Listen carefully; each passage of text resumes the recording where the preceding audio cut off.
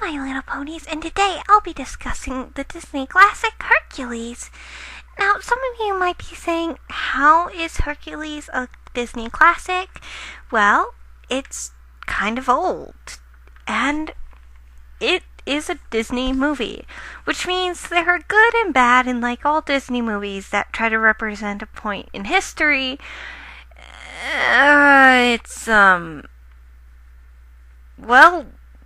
there's the Hercules drinking game for a reason.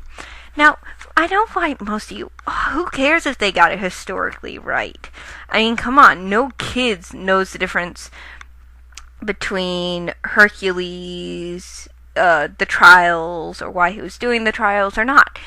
Did that, I have to say, wrong. Even as a little kid, I knew the legend of Hercules. I probably might be one of the few just for the fact that I loved Greek mythology and Roman mythology. I loved all the stories. But yeah, even I knew the differences, and it would irritate me. But it still had some great music that I loved. And so I did watch it, although a lot of times I would just fast forward to the music bits, which isn't the best thing to do with VHS tapes. I mean, let's face it, Megara's song, I Won't Say I'm in Love, I rewatched it so much to the point that, you couldn't see it on the VHS tape. Which brings me back to what my main topic that I want to talk about.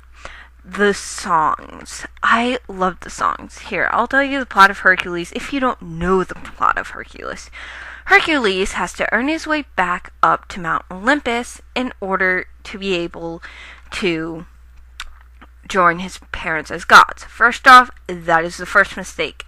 Hercules was a demigod. His mother wasn't Zeus's wife. I understand why they chose to go with it as his wife, who's actually Zeus's wife was the god of marriage and of jealousy. And she often cursed all of Zeus's children. True. I mean, she threw one of her own children off Mount Olympus because he was said to be ugly, which of course only made him more ugly. But anyways, the point is that I understand why they went with this, because they can't really show Zeus basically ramming himself into anything with a hole in it. So yeah, there's that. I can let that go. But whose bright idea was it for gospel music in a Greek/Roman mythology movie? Okay. Not the best. First song is Gospel Truth.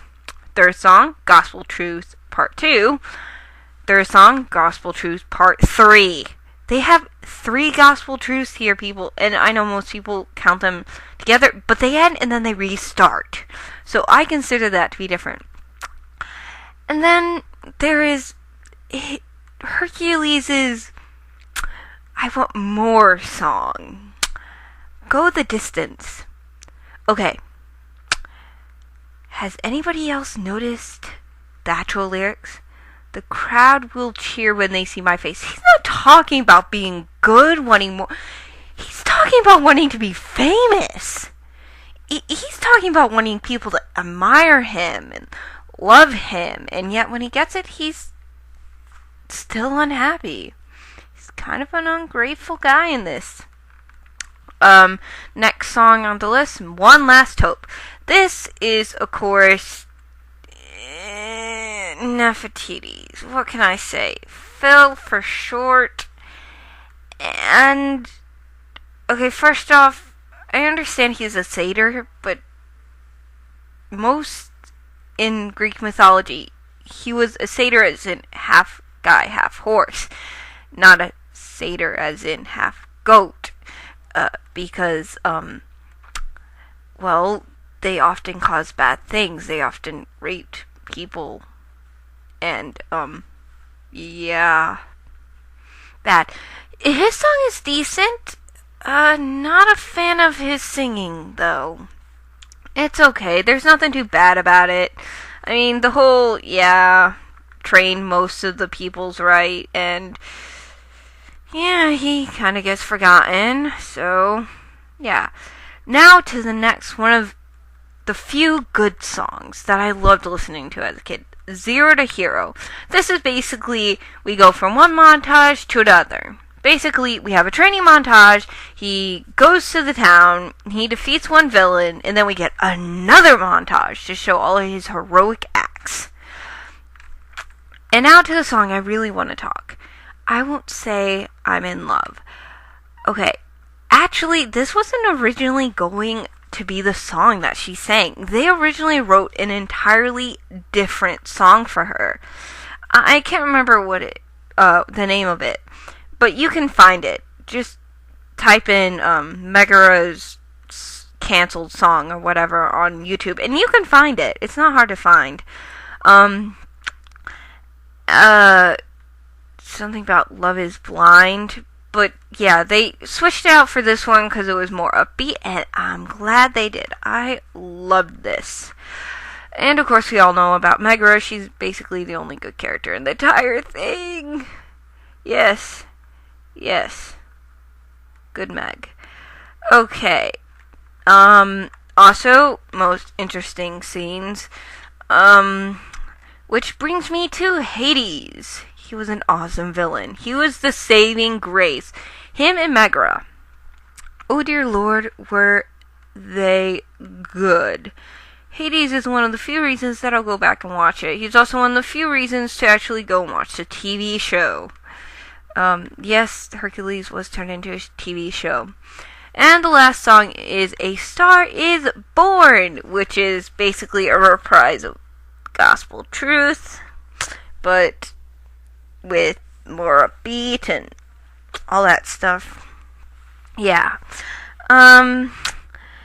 Okay. And then we have... Okay, I'm just gonna come out and say it. I don't really hate this movie.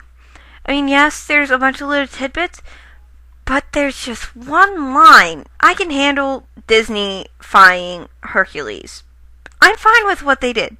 There's just one itsy-bitsy line that kind of pisses me off.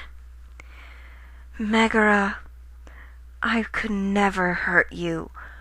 Bull-flickin' plot, okay?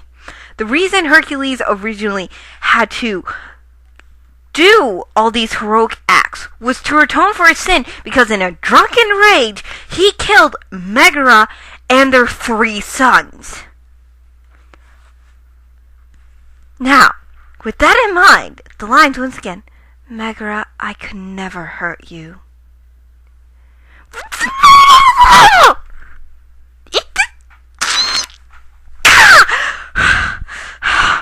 It pisses me off. Just that one line. I can forgive the trials. I can forgive the fact that Zeus and his wife had Hercules. I can even deal with Pain and Peric as comic relief. But that underlines the entire story of Hercules. The entire story! I'm Starlight Pony, and I am shining out. Don't forget to sparkle. Yeah?